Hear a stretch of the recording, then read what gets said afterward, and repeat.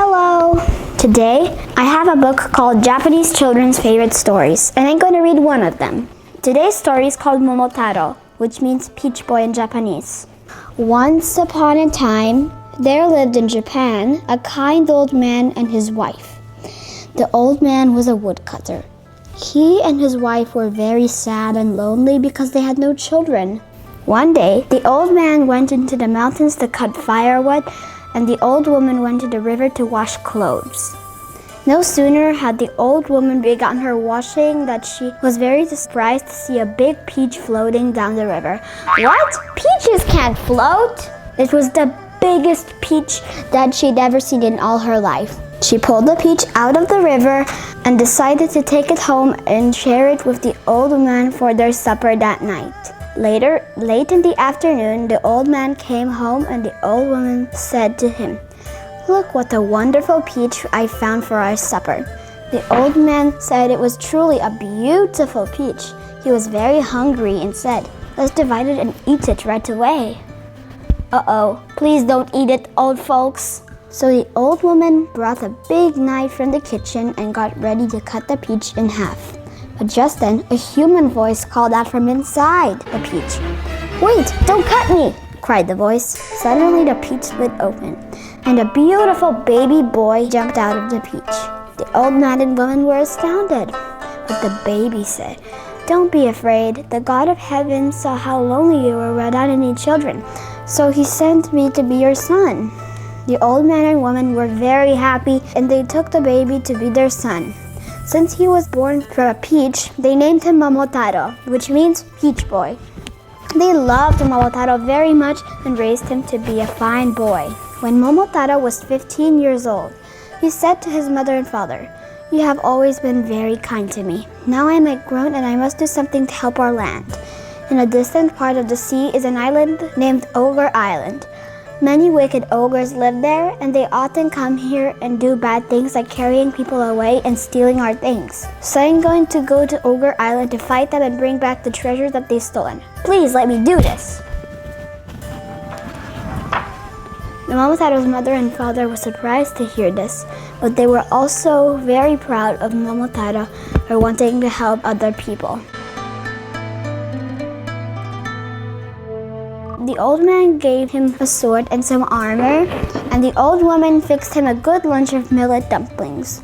Then Momotaro began his journey, promising his parents that he would be home soon. Momotaro went walking toward the sea. It was a long way. As he went along, he met a brown dog. The dog growled at Momotaro and was about to bite him. But then Momotaro gave him one of his dumplings. He told the dog that he was going to fight the ogres on Ogre Island. So the brown dog said he would go along to help Momotaro. Momotaro and the brown dog kept on walking, and soon they met a monkey. The dog and the monkey started to have a fight, but Momotaro told the monkey that they were going to fight the ogres on Ogre Island. Then the monkey asked if he could go with them, so Momotaro gave the monkey a dumpling and let him join them. Momotaro, the brown dog, and the monkey kept on walking, and soon they met a pheasant. The dog, the monkey, and the pheasant were about to start fighting. When Momotaro told the pheasant that they were going to fight the ogres on Ogre Island, the pheasant asked if he could go too.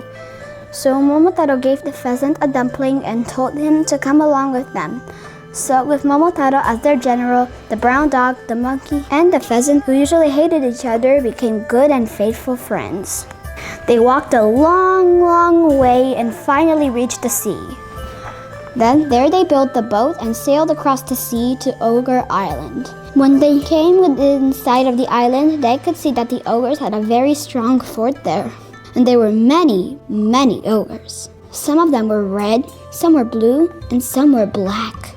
First, the pheasant flew over the walls of the fort and began to peck at the ogres' heads.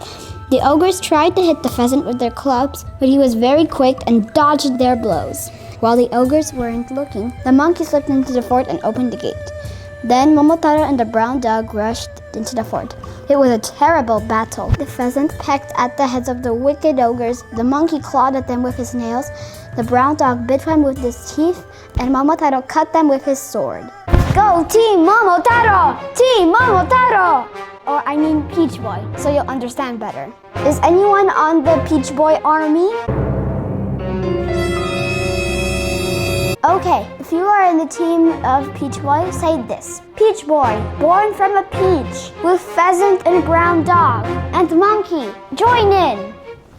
At last, the ogres are completely defeated.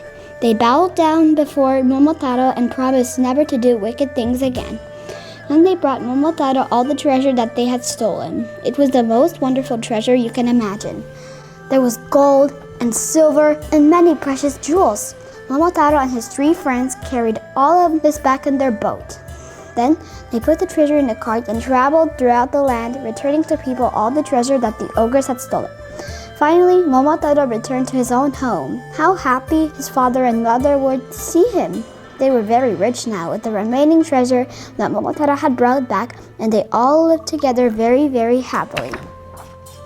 The end. Well guys, I think that's enough for today.